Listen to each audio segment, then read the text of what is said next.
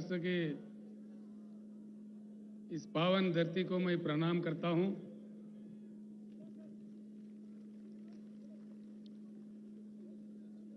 महाराष्ट्र राज्य के भारत राष्ट्र किसान समिति के अध्यक्ष आदरणीय श्री मानिक कदम जी, सीनियर नेता लोहा के एक्स-एमएलए श्री शंकर अन्ना दोंगड़े जी,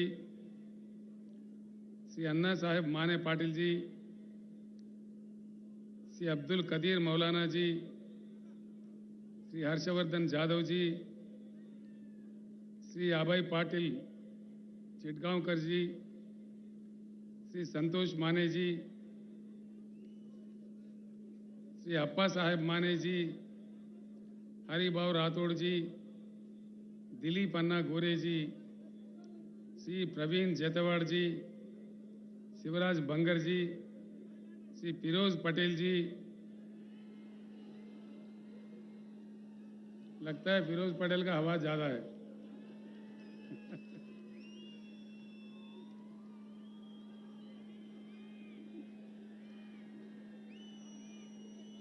श्री विजय प्रकाश तोम्बारे जी, श्री बाला साहेब सनाप जी, श्री कुलदीप करपे जी और तेलंगाना राज्य से मेरे साथ आए हुए हमारे सीनियर नेता बीआरएस पार्लियामेंट्री पार्टी के लीडर श्री केशवराव जी, हमारे आदरणीय एमपी श्री बीवी पाटिल जी, आदरणीय एमपी श्री संतोष जी, मेरे साथ आए हुए एमएलए एमएलसी, हमारे तेलंगाना राज्य के भूतपूर्व चीफ सेक्रेटरी जिन्होंने तेलंगाना मॉडल बनाने में, तेलंगाना राज्य बनाने में मेरे साथ जो 24 घंटा काम किए थे, ऐसे महान शख्सियत भूतपूर्व चीफ सेक्रेटरी श्री सोमेश कुमार जी और सभा में समन्वित सारे बुजुर्गों को, भाइयों को, बहनों को मैं प्रणाम करता हूं। सबसे पहले अभी हुआ है ईद, समाज में जितने भी हमारे मुसलमान भाई हैं, बुजुर्ग हैं, मैं आप तमाम लोगों को तहे दिल से ईद मुबारक पेश करता हूं।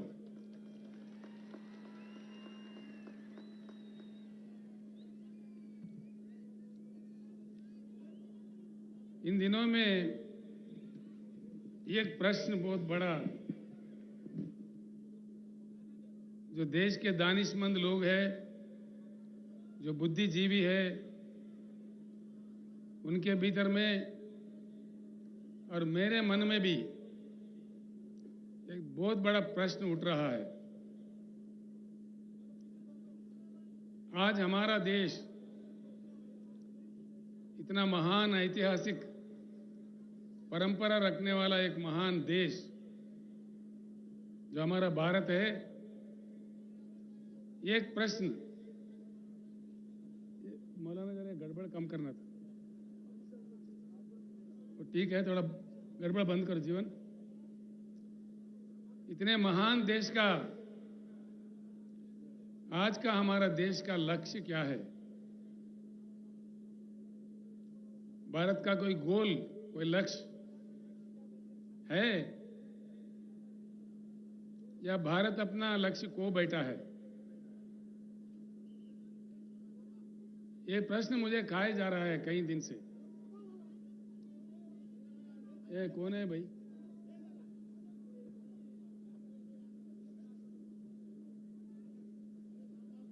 गड़बड़ बन जाए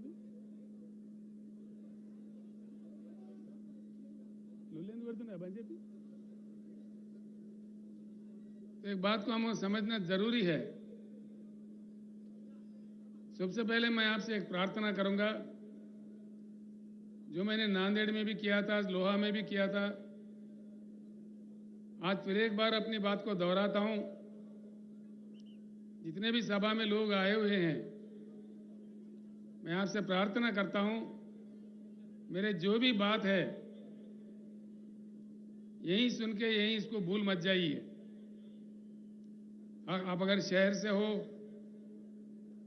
आपके बस्ती में जाने के बाद, आप अगर देहात से हो, अपने गांव जाने के बाद अपने लोगों के भीतर इसका चर्चा जरूर कीजिए और सच जानने का कोशिश कीजिए। इतना मैं आपसे प्रार्थना करता हूं। आज मैं जो भी कहूंगा, क्या ये अच्छा है बुरा है, देश के लिए, हम सबके लिए, जरूर अपने अपने गांव में या शहर के अपने अपने बस्तियों में अपने साथियों के साथ, अपने घर वालों के साथ, अपने बस्ती वालों के साथ दया करके चर्चा कीजिए, ताकि बात निकल आ जाएगी। सत्य क्या है, हकीकत क्या है, हमें समझ में आ जाएगी। अगर भारत अपना लक्ष्य खो बैठा है, गुमराह होकर भटक रहा है, तो कहां पहुंचेगा देश? इतनी बड़ी जनसंख्या, सारे दुनिया में सबसे बड़ी आबादी, बिना लक्ष्य का समाज, बिना लक्ष्य का देश का अंजाम क्या होता है और वो कहां पहुंचता है? ये किसका पाप है? हो क्या रहा है देश में? कुछ होना है या ऐसे ही पड़े सड़े रहना है? सवाल हमारे सामने ये है। भारत का कोई नया लक्ष्य, कोई नया चेतना, एक नई सवेरे कस्तैफ, एक नई उमंग से आगे बढ़ना है या ऐसे ही पड़े रहना है? सवाल इस बात का है। 75 साल हो गए देश आजाद हो गए। मैं सुन रहा था आज सुबह से, यहां से हमारे जीवन रेड्डी एमएलए, हमारे वेणुगोपालाचार्य जी, हमारे पाटिल साहब, जितने भी लोग हैदराबाद से आके यहाँ काम कर रहे थे, वो लोग मुझे मैसेज भेज रहे थे। मुकामी लोगों से भी मेरा बात हुआ। शहर में 8 दिन में एक बार पानी आता है। प्रकाश पोहरे जी जो देशोन्नति के मालिक है, मेरे साथी है, अकोला से आए हैं, उनसे भी मैंने मालूम किया तो वो भी कह रहे थे कि अकोला में भी यही हालत है। फिर कहां ठीक है? महाराष्ट्र राज्य में इतने नदियां निकलते हैं, शायद ही किसी राज्य से हिंदुस्तान में नहीं निकलते। गोदावरी है, कृष्णा है, पेनगंगा है, वेनगंगा है, मंजीरा है, भीमा है, घटप्रभा है, पंचगंगा है, मूला है, प्रवरा है, कितने कितने नदियां निकलते हैं। इतने नदियां निकलने वाले एक बलवान financial capital of India Mumbai साथ रखने वाले राज्य पीने का पानी नहीं दे सकता। ऐसे हालात में भी हम लोग क्या मुतमैन हैं? दया करके सोचिए, जनता क्या मांग रही है? कोई सोने का ईंट थोड़ी मांग रही है, चांद सितारे थोड़ी मांग रहे। पीने का पानी भैया। इतनी लंबी लंबी भाषण के बाद, इतनी सरकारें बदलने के बाद, क्या हंगामा, सियासी हंगामा देखने के बाद पीने का पानी तक हमको फराहम नहीं होता। ऐसी भारत आगे भी रहना चाहिए या बदलना चाहिए? बेरोजगारी बढ़ रही है, लाखों उद्योग बंद हो रहे हैं, लाखों श्रमजीवी जो उसमें काम करते हैं, कामगार लोग रोड पे आ रहे हैं, और देश में पूरा जातिवाद, धर्मवाद, लिंग भेद खेल रहे हैं हमारे आंखों के सामने। रोज बरोज हम देख रहे हैं। जो धनवान है, अमीर है, और अमीर होते जा रहे हैं। एक ही साल में 10 लाख 12 लाख करोड़ के करोड़ोपति अरबोपति बन रहे। जो गरीब है और गरीब होते जा रहे। ये सब कड़वे सच है, आपके हमारे आंखों के सामने है। ये कोई मैं कहानी नहीं बता रहा हूं, जो रोज हमारे को देखने को मिलता है। ये कोई माने या ना माने, ये कड़वा सच है। ये सारे जो भी चल रहा है ऐसा ही चलना चाहिए या इसका कुछ इलाज होना चाहिए? इलाज होना चाहिए। किसी भी देश में कभी कोई बीमारी लगती है,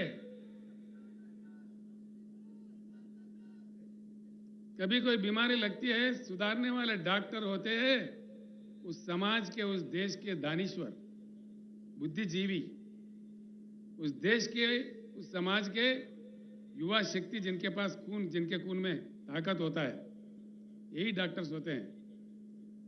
नौजवान भाइयों को मैं प्रणाम करके पूछता हूं, हम लोगों को तो उम्र गुजर रहा है, लेकिन ये कल का देश आपका है, भविष्य आपका है। आप ऐसे ही पड़े रहोगे या कुछ उज्जवल रास्ता बनाओगे, फैसला कीजिए।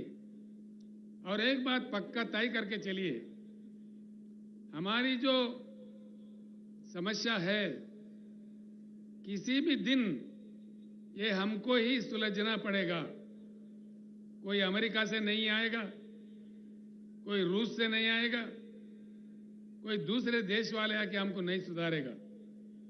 सवाल यह है कितने जल्दी हम जाग जाए उतना ही हमारा सुधार होगा। जितना हम लेट कर दिए और बड़े अन्याय का सामना हमें करना पड़ेगा। एक ही बात सोचिए, हिंदुस्तान में कई महान किसान नेता पैदा हुए, कई लोग। सर छोटूराम जो आजादी से पहले पंजाब राज्य में काम कर रहे थे, उत्तर प्रदेश में महेंद्र सिंह टिकैत काम कर रहे थे, यहां अपना महाराष्ट्र में शरद जोशी के नेतृत्व में कई लोग, लाखों लोग काम कर रहे थे। कर्नाटक में प्रोफेसर नंजुंडा स्वामी, तमिलनाडु में नारायण स्वामी जी, पंजाब में राजोवाल जी, और मंच पर बैठे हुए हमारे भारत किसान समिति का राष्ट्रीय अध्यक्ष श्री गुरनाम सिंह चडोनी जी, ये सारे लोग लड़ते रहे। आखिर एक बात सोचिए, हिंदुस्तान में अगर लोकतंत्र है, लोकशाही है, तो 13-13 महीने किसानों को क्यों दिल्ली में, देश के राजधानी में धरना करना पड़ता है? कितनी दुर्भाग्यपूर्ण है। ये क्या स्थिति है? ये लोकतंत्र है? 13 महीने के बाद, 13 महीने के दौरान में 750 किसानों का मृत्यु हो गया। 750 लोगों को मरने पड़ते हैं इस देश में, जिसमें लोकतंत्र हम कहते हैं। ये क्या तमाशा हो रहा है देश में? उसके बाद प्रधानमंत्री खुद माफी मांगते हैं, कानून वापस लेते हैं। अभी और 13 महीने गुजर गए, होता कुछ नहीं है। क्या ये लोकतंत्र है, लोकशाही है? किसानों का ये मान्यता है? मतलब क्या है? कुछ ना कुछ दाल में काला है। ये बात मैं किसी और जगह कहा तो वो लोग कह रहे थे दाल में काला है, ये पुरानी बात है भैया, अब तो पूरा दाल ही काला है। तो मतलब क्या है? जरूर कुछ इलाज की जरूरत है, कुछ ना कुछ परिवर्तन की जरूरत है। भारत को बदलना चाहिए, बिल्कुल बदलना चाहिए। भारत को परिवर्तन बहुत आवश्यक है, बहुत जरूरी है। जब तक हम परिवर्तित नहीं होंगे, हमारा किस्मत नहीं बदलने वाला है।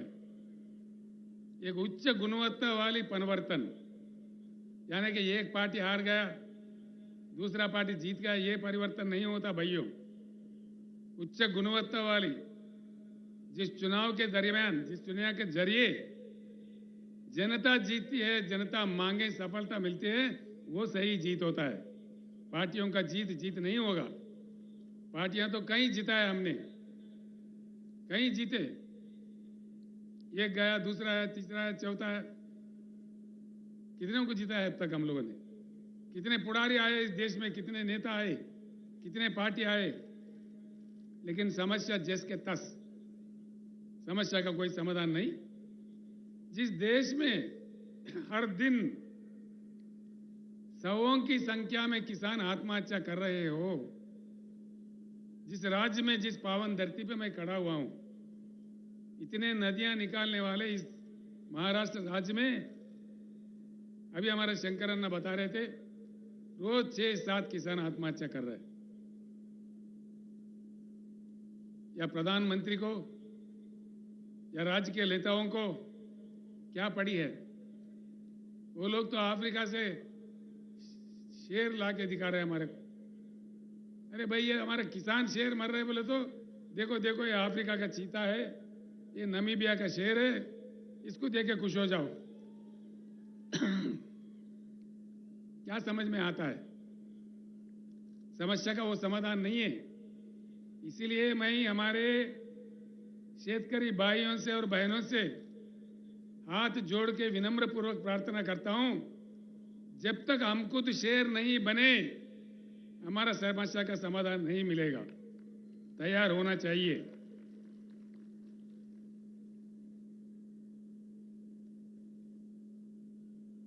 भारत को परिवर्तन होना होगा। बिना परिवर्तन के भारत विकास नहीं होगा भारत में, ये बिल्कुल तय है। क्योंकि लंबा समय गुजर चुका है, कई पार्टियों को मौका दिया जनता ने, लेकिन कुछ बात सही नहीं आया है। हमारे आंखों के सामने हमसे बुरा हालत में रहने वाला चाइना आज दुनिया को कमांड कर रही है। साउथ कोरिया आगे बढ़ गई है। बम का मार खाने के बाद फिर उठ खड़ा है। जापान देश हमारे आंखों के सामने है। जैसा मोहम्मद महातीर के नेतृत्व में मलेशिया में परिवर्तन हुआ और सिंगापुर में जहां कुछ भी नहीं है, वो लोगों का हालत भी हमसे बेहतर है। ये सारे चीज हमारे आंखों के सामने हुई है। 75 साल में जो हो रहा है, इससे उठकर आउट ऑफ बॉक्स जाकर एक नया ढंग से, नया रंग से, एक नया जंग करके हम भारत को बदल सकते हैं। इसी पुराने तरीके से हम लोग नहीं बदल सकते। इस बात को समझने के लिए मैं आपको विनती करता हूं। इसीलिए मैं ये एक बात आपको बताना चाहूंगा, इस परिवर्तन भारत में जो आना है, बिना परिवर्तन के भारत आगे नहीं बढ़ सकता। इसीलिए पैदा हुआ है बीआरएस पार्टी। बीआरएस एक चुनाव के लिए, एक दिन के लिए, कोई एक वर्ग के लिए, एक धर्म के लिए, एक जाति के लिए नहीं पैदा हुआ। ये सारे भारतवासी जितने भी है, उनके हकों को लड़ने के लिए, उनके हकों के लिए बिल्कुल बीआरएस पैदा हुआ है। एक बात मैं यहां कहना चाहूंगा, जब भी नए पार्टी आता है, नया ताकत उभरने लगता है, पुराने ताकतें इकट्ठे होकर के भी हमला करने लगते हैं, साजिशें रचते हैं, अफवाहें फैलाते हैं, पुलिस को लगा देते हैं। लेकिन डरना नहीं है। अगर डरे तो हम आप भी आजाद नहीं होते थे, अब भी ब्रिटिश के गुलाम बने रहते थे। इसलिए मैं कहता हूं, फानूस बनकर जिसकी हिफाजत हवा करे, वो शमा क्या बुझे जिससे रोशन खुदा करे। ये डरने से बिरने से कुछ नहीं होगा। बिल्कुल, अगर हमारे जंग में नेकी है, हमारे जंग में ईमान है, तो जरूर हमारी जीत होगी। हम जीत के रहेंगे। क्योंकि भगवान हो या अल्लाह हो, अल्लाह के घर में देर है लेकिन अंधेर कभी नहीं है। इसीलिए हमको आगे बढ़ना चाहिए। इसीलिए आया है बीआरएस पार्टी। और बीआरएस पार्टी परमानेंट ऑफिस हमने खरीदा है नागपुर में। हमारे अभय भाई और लोग यहाँ पे भी परमानेंट ऑफिस खरीद रहे हैं, कोई किराए वाला नहीं, बिल्कुल परमानेंट। बीआरएस काम करता रहेगा।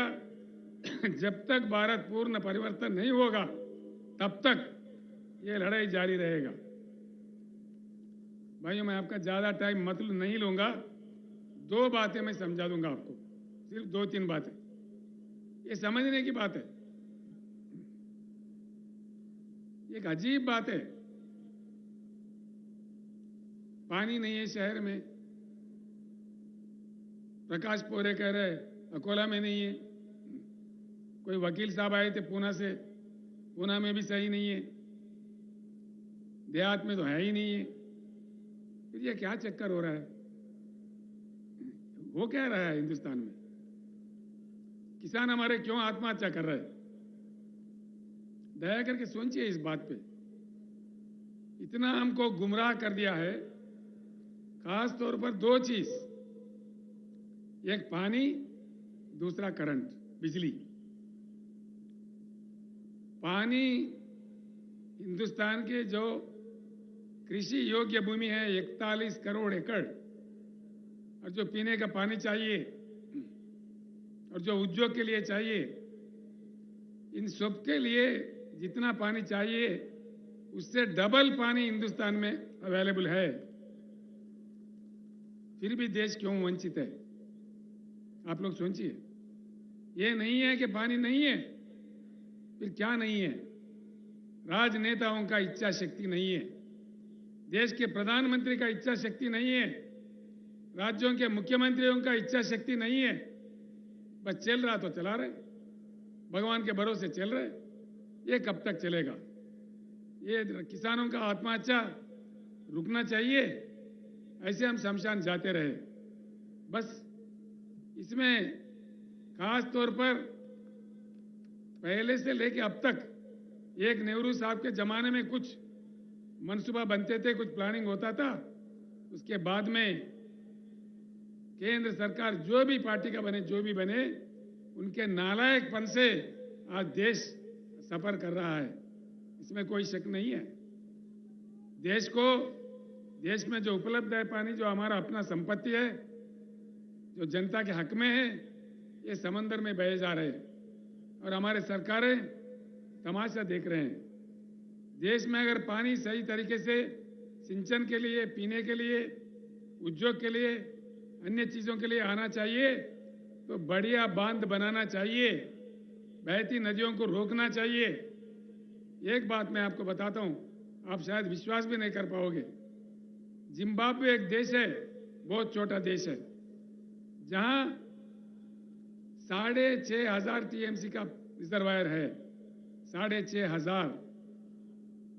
पैटर्न जो जायकवाड़ी है, यहां से नजदीक में है, आप तमाम लोग देख चुके हैं। 100 टीएमसी है उसका। यानी कि जिम्बाब्वे जो रिजर्वायर की मैं जिक्र कर रहा हूं, वो पैटर्न से 65 बार बड़ा है, 65 बार। हिंदुस्तान बाढ़ भी देख चुका है, सूखा भी देख चुका है। तो जिम्बाब्वे जैसा हमारे पास कम से कम 3-4 रिजर्वायर तो होना चाहिए, देश को बाढ़ से बचाने के लिए, सूखा से बचाने के लिए। लेकिन नहीं करते। पानी का तमाशा, पानी रखते हुए देश को नहीं दिया जा रहा है। इसके बीआरएस का ये लक्ष्य है, पूरे देश में आज जो पानी की पॉलिसी है उसे बंद करना चाहिए। नया रचना, नया कानून जब तक नहीं लाया जाएगा, ये तमाशा ऐसा चलते रहेगा। हमारे खेते प्यासे रहेंगे, हम प्यासे रहेंगे, हमारे लोग भी 8 दिन के बजाय 15 दिन भी हो सकता है शहर में, फिर और बुरा हालत भी हो सकता है। इसीलिए आप सोचिए, एक बहुत अहम बात है, पानी को समझने में हमारे देश अभी भी पीछे है। पानी एक ऐसी चीज है जो किसी फैक्ट्री में नहीं बनाया जा सकता। पानी को इंसान नहीं बना सकता। पानी खुदा का, भगवान का देन है, जो अपने आप में आता है, प्रकृति देता है। बहुत ही मूल्य चीज है, उसको बहुत सेफ तरीके से इस्तेमाल करने का विद्या कई देशों ने सीख लिया है, लेकिन हमारे देश में नहीं सीखते, ना समझते, ना सुनते। तो इसीलिए पानी का पूरी पॉलिसी बदलना चाहिए और हर चीज के लिए भरपूर पानी मैं ये एक बात कहता हूं भाइयों दोस्तों, महाराष्ट्र में बीआरएस सरकार बनाइए, 5 साल के अंदर हर घर में नल के साथ पीने का पानी मिलेगा, ये मेरा वादा आपके साथ है। हर शहर में, हर छोटे से छोटे गांव में जो आज तेलंगाना राज्य में मिल रहा है, हमने किया है वहां पे। हर घर में हैदराबाद के जो बड़े अमीर, बड़े बड़े धनवान, अरबोपति रहने वाला जगह जो जुबली हिल, बंजारा हिल्स है, वहां का पानी वहां के अमीर जो पीते हैं, आदिलाबाद जिला का गोंड भी वही पानी पी रहा है। और ये बात महाराष्ट्र में भी संभव है। और ये भी मैं आपको वायदा करता हूं, जितना जल्दी हो सके उतना जल्दी हर एकड़ में भरपूर पानी किसानों को दिया जाएगा। ये मैं वायदा करता हूं आपसे, जो आज तेलंगाना में हुआ है।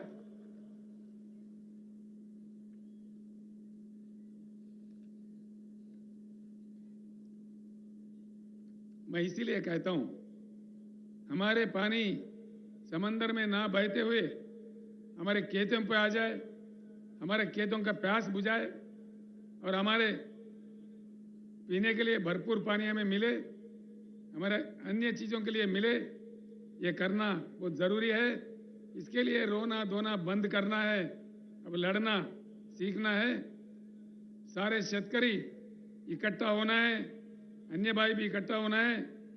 इसका कोई दूसरा नहीं कर सकता, इसका फैसला हमको खुद करना पड़ेगा।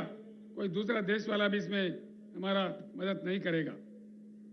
दूसरी चीज है बिजली। क्यों बिजली नहीं देते भाई, ये तो मुझे समझ में ही नहीं आता। 8 साल पहले तेलंगाना बनने से पहले वहां का हालत भी महाराष्ट्र से भी बहुत बुरा था, बहुत ही बुरा था। दिन में 3 घंटा आता था करंट, किसी दिन तो आता ही नहीं था। आज तेलंगाना में हर किसी को, किसान समेत हर किसी को 24 घंटा उच्च गुणवत्ता वाला पावर मिलता है। किसान को तो फ्री मिलता है, 24 घंटा मिलता है। फिर क्या तमाशा हुआ? जब तेलंगाना 24 घंटा दे सकता है तो महाराष्ट्र में क्यों नहीं? तेलंगाना बहुत छोटा राज्य है, महाराष्ट्र से कमजोर राज्य है। फिर क्या हो रहा है? ये क्या तमाशा है? करंट बनाने के लिए जो कोयला चाहिए होता है, हमारे देश में 361 बिलियन टन का कोयला है, जो पूरे हिंदुस्तान को 150 साल तक 24 घंटा करंट देने के लिए सफिशिएंट है। 150 साल तक। ये आंकड़े मेरे नहीं है, ये कहानी मेरा नहीं है। इसको कोई गलत साबित करा, मैं 1 ही मिनट में मेरे चीफ मिनिस्टर पोस्ट को इस्तीफा भी दे दूंगा। ये मेरा सवाल है। यह है, इसका उपलब्धि है। भाई पानी है भरपूर, नहीं देते। कोयला है, उससे 24 घंटा करंट दे सकते, क्यों नहीं देते भाई? क्या मजाक बना दिया? बिजली के बिल बढ़ाओ, प्राइवेट दे दो, किसका बाप का जागीर है, प्राइवेट दे दो, जो मर्जी दे दो। कैसे दे रहे? अनेक दशकों से हमारे करंट के कर्मचारी, जनता, हमारे लोग अपनी जमीन देके, पैसे देके, खून पसीना बहा के जो करंट घर बनाए, जो पावर जनरेटिंग हाउसेस बनाए, उसको मुफ्त में अपने दोस्तों में बांटना चाह रहे हैं। Power privatisation. मैं ये की बात कहता हूं, भगवान का दया होगा तो अगली सरकार बीआरएस का बनेगा, हर चीज हम वापस लेके रहेंगे। मैं आज इस मंच से कहना चाहूंगा, जो आज प्राइवेटाइजेशन करना चाह रहे, जिनकी नीति प्राइवेटाइजेशन है, तो हमारे नीति प्राइवेटाइजेशन नहीं है, नेशनलाइजेशन है। हम हर चीज को वापस लेके रहेंगे, मैं आपको वायदा करता हूं। तेलंगाना राज्य, उसका जो मॉडल है, क्यों अमल नहीं हो सकता हमारे राज्य में, महाराष्ट्र में? तेलंगाना राज्य में हमने काफी कुछ सुधार किया है। तलाटी को हमने बर्खास्त कर दिया, कोई तलाटी व्यवस्था नहीं है। अब मोदी साहब कहते दिल्ली से डिजिटल इंडिया बनाओ, कहां गया भाई डिजिटल इंडिया? कहां गया? तो किसानों का रिकॉर्ड भूमि, वो जो भूमि है उसका रिकॉर्ड क्यों नहीं डिजिटलाइज कर रहे? हमने किया है तेलंगाना में। रजिस्ट्रेशन के लिए कई दिन सड़ने बढ़ने नहीं पड़ते, 15 मिनट में रजिस्ट्रेशन होता है, उसी समय पट्टा भी हो जाता है, फिर बार बार ना फिरना नहीं पड़ता है। ये काम महाराष्ट्र में क्यों नहीं होता भाई? तलाटी कितने पावरफुल है आपके? चीफ मिनिस्टर से भी पावरफुल है। हमारे तोरट साहब कह रहे थे मेरे से, ये तो ब्रह्मदेव, महाराष्ट्र राज्य में उनको ब्रह्मदेव बोलते, जिसके जमीन चाहो जिसका किस्मत लिख देता है। ये क्या हो रहा है? हम तानाशाही में हैं या लोकशाही में हैं? ये क्या? हम इसीलिए तेलंगाना असेंबली में कानून पास करके तलाटी व्यवस्था को ही बर्खास्त कर दिया है, सारे डिजिटलाइज कर दिया है। इसीलिए किसानों के लिए जो सालाना एकड़ को 10,000 रुपए हम बेचते हैं, हम कोई ऑफिसर के जरिए नहीं बेचते। किसान को उस पैसे लेने के लिए कोई दफ्तर जाना नहीं पड़ता। हैदराबाद में हम डाल देते हैं तो सीधा उनके बैंक अकाउंट में जाता है, बीच में कोई दलाल मट्टी कुछ नहीं है, 1 रुपए का भी रिश्वत नहीं देना पड़ता। और किसानों के लिए जो बीमा का सुविधा हमने किया है, किसान के मृत्यु होने पर 5 लाख देने का, वो भी कोई दफ्तर नहीं जाने पड़ते। उसके 8 दिन के अंदर उनके घर, वो किसान जिनका मृत्यु हुआ, वो जिसका भी नॉमिनेट किया, 8 दिन के अंदर 5 लाख उनके घर पहुंच जाता है। किसानों का जब दान हम खरीदते हैं, हर एक दाना 7,100 केंद्र खोल के तेलंगाना में हम खरीदते हैं। अभी खरीद रहे, अभी धान की फसल आ रही है, बड़ी तादाद में आ रही है।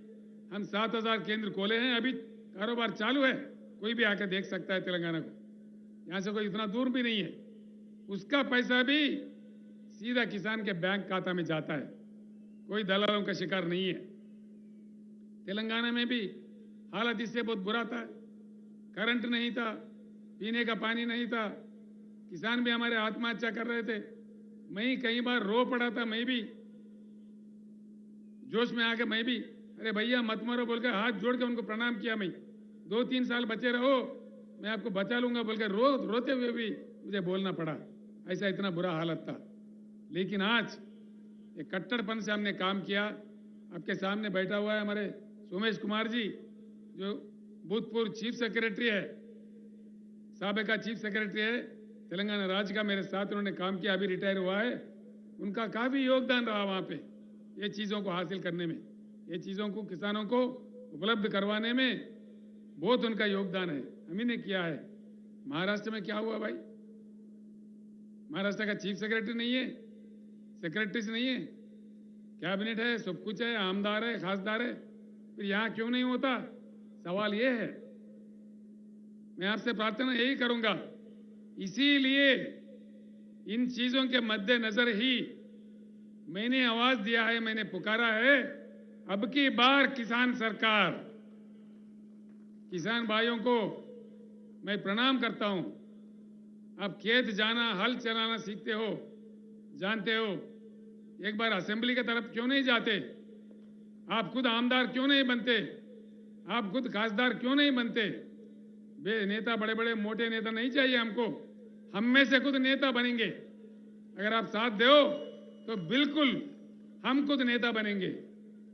किसान भाइयों को मेरा एक अपील है, अगर आप नहीं कर पाओगे, मैं सारे महाराष्ट्र किसानों को यहां से आवाज दे रहा हूं, आगामी जिला परिषद चुनाव आपके हाथ में है। शहर के वोट नहीं रहते उसमें, पंचायत राज इलेक्शन बोले तो देहाती वोट है, सारे वोट हमारे हैं। सारे के सारे जिला परिषद पे गुलाबी झंडा लहरा दो, क्या क्या भाग के नहीं आता मैं देखता हूं, आपके पीछे भाग भाग के आ जाएगा। एक ही सभा नांदेड़ में हुआ तो असेंबली में बजट आ गया 6,900 करोड़ और कह दिया कि भाई किसान को 10,000 देंगे। क्या भीख दे रहे हैं? जो तेलंगाना में जब दे सकता है एकड़ को 10,000 तो महाराष्ट्र में क्यों नहीं दे दीजिए। मैं यहाँ के मुख्यमंत्री जी से अनुरोध करता हूँ, प्रार्थना करता हूँ। यहाँ के उप मुख्यमंत्री देवेंद्र फडणवीस जी है, वो मुझे कह रहे थे चंद्रशेखर जी आपका यहाँ क्या काम है, आप तेलंगाना संभालो। मैं बोला मैंने तेलंगाना संभाल लिया, देखते हैं। महाराष्ट्र में आ गया हूँ, मैं भारत में कहीं भी जा सकता हूँ। तेलंगाना का मॉडल मक्की का मक्की दे दो, मैं महाराष्ट्र छोड़ के मध्य प्रदेश चला जाऊंगा, मैंने बताया था। जो कि मेरा काम खत्म हो जाएगा।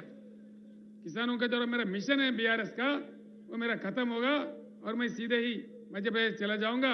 यहां आप राज कर लो, देना है तो बोलो, दे दो। क्या बात है, महाराष्ट्र में धन की कमी नहीं है, मन की कमी है। धन बहुत कुछ है, तेलंगाना से ज्यादा धन है। अगर चाहे तो दे सकते हैं, क्यों नहीं देते।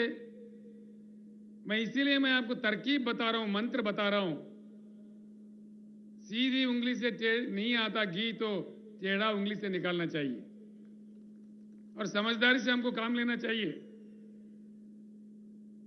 क्योंकि जो भी बात है हमको गुमराह करते हैं। डिजिटल इंडिया बोलते, मेक इन इंडिया बोले। यहां इस शहर में कितने चाइना बाजार है भैया? 100 के ऊपर है मेरे ख्याल से। गली गली में एक चाइना बाजार है। मेक इन इंडिया में सच्चाई है तो भारत बाजार रहने चाहिए ना। चाइना बाजार क्यों आ रहा है? किधर गया मेरा भारत बाजार? सब जोक करते हैं लोगों से, मजाक करते हैं, अपने मजाक उड़ाते हैं। Make in India joking India हो गया, डिजिटल इंडिया का एक मजाक हो गया। तो देख लीजिए, सोचिए मैं जो कह रहा हूं। पूरा तेलंगाना मॉडल यहां हासिल करना है। जिला परिषद चुनाव में आप एकदम गुलाबी झंडा लहरा दीजिए। सारे भाग भाग के आ जाएंगे, दिल्ली से मुंबई से सब भागने लगेंगे गांव में। ये आप कीजिए। दूसरा भी एक बात है जो मैं आपके सामने रखता हूं। दलित भाई है हमारे, आदिवासी भाई है, किसान भाइयों की समस्या है। दलित भाई कब तक रहे ऐसे गरीब बने रहे? क्या उनकी किस्मत में यही है? हजारों साल से उनको हम सताए। आज देश का फर्ज बनता है उनके पीछे खड़े रह के उनके भी विकास के लिए काम करना। हर व्यक्ति का, हर भारतीय का फर्ज बनता है। इसको हमें गर्व से स्वीकारना चाहिए। दलित भाई हमारे भाई है, इसीलिए हमने दलित बंधु काम भी शुरू किया है। फडणवीस साहब, आप भी दलित बंधु शुरू करो। महाराष्ट्र में मैं महाराष्ट्र छोड़ दूंगा, किसी अन्य जगह जाऊंगा। दीजिए दलित बंधु, क्यों नहीं देते? जिस राज्य में अंबेडकर साहब का जन्म हुआ, पूरे देश के लिए, दुनिया के लिए उन्होंने काम किया। इसीलिए हमने अंबेडकर जी के यादगार में उनके पूरे भारत में प्रतिष्ठावान 125 फुट वाला उनका मूर्ति वहां खड़ा किया हैदराबाद में। और अब हैदराबाद, तेलंगाना का जो मंत्रालय है उसका नाम भी डॉक्टर BR अंबेडकर मंत्रालय रख दिया हमने। ये काम हमने किया है, ये काम होना चाहिए। मैंने प्रधानमंत्री जी से अनुरोध किया, प्रधानमंत्री जी आपने जो नया पार्लियामेंट बिल्डिंग बनाया दिल्ली में, अगर आपको प्यार है, मोहब्बत है तो उस बिल्डिंग को भी अंबेडकर जी का नाम दीजिए, पूरे देश खुश हो जाएगा। ये मैं अनुरोध करता हूं। दूसरा एक बात मैं बताना चाहूंगा, हमको किसी चीज की अपेक्षा है तो उसी चीज का हमको काम करना चाहिए। अगर फल खाना है, फल की अपेक्षा है तो फल का पेड़ लगाना चाहिए ना, तभी फल मिलेगा। पेड़ कांटों का लगाओ, फल की अपेक्षा करो, कहां से मिलेगा भाई? मिलेगा? नहीं मिलेगा। दूध का अपेक्षा है, गधों को घास डालो और गाय से दूध मांगो, मिलेगा? घास गाय को डालो तभी दूध मिलेगा। गधों को डाल के गाय के पास से दूध कहां से मांगोगे? तो जब हम काम कर रहे हैं, जब अपने वोट का इस्तेमाल कर रहे हैं, सही वोट देना चाहिए। किसको देना चाहिए? हमारे भलाई के लिए कौन काम कर रहा है, कौन तड़पता है, उनको देख के हमको काम करना चाहिए। तभी जाके हमारा एकता ही हमारा समस्याओं का समाधान है। खास तौर पर किसान भाइयों से, दलित भाइयों से मैं हाथ जोड़ के कहता हूं, आत्महत्या करना हमारा समस्या का समाधान नहीं है। हमारा समस्या का समाधान हमारे हाथ में है। हमारा वोट में इतना ताकत है, तो इसको एक बार के लिए अपना वोट अपने लिए इस्तेमाल करो। आप खुद सरकार बन जाओ, जो नीति हमें लिखना है लिखो, अपना किस्मत बदलने का पूरा प्रयास करो। आज के बाद मैं अपने भाषण खत्म करने से पहले मैं आपको बताना चाहूंगा, आज के बाद आप लोग सोचिए, अपनी जाति किसान जाति होना चाहिए, अपना धर्म शेतकारी धर्म होना चाहिए, अपना अस्त्र शस्त्र अपना वोट होना चाहिए, अपना लक्ष्य किसान सरकार लक्ष्य होना चाहिए, शेतकारी सरकार शेतकारी राज लक्ष्य होना चाहिए। ऐसा करके हम लोग किसान राज का स्थापित करते हैं, फिर आगे बढ़ते हैं। कैसा नहीं आएगा जैसा तेलंगाना में आया, नदी बाग के आया, वहां कोई पानी का पट्टी भी नहीं है। किसानों के लिए पानी पट्टी नहीं है, करंट के लिए कोई बिल नहीं है, फ्री में देते हैं, पूरे दान खरीदते हैं। ये सारी चीज यहाँ बहुत आसानी से किया जा सकता है। तेलंगाना का मक्की कापी करो ना भाई, खत्म हो गई बात, हो गई बात। और उसमें क्या है, कौन से ब्रह्म बोझ है उसमें? तो इसीलिए सब मिलके एक बार कहते हैं, अब की बार। आवाज सुनने में नहीं आ रहा, इतना ठंडा है महाराष्ट्र के भाई, शेर है महाराष्ट्र के। अब की बार, अब की बार, अब की बार धर्मस्य विजयोस्तु अधर्मस्य विनाशोस्तु प्राणिषु सद्भावनास्तु विश्वस्त कल्याणमस्तु। जय महाराष्ट्र, जय भारत। मैं आपसे विदा होता हूं।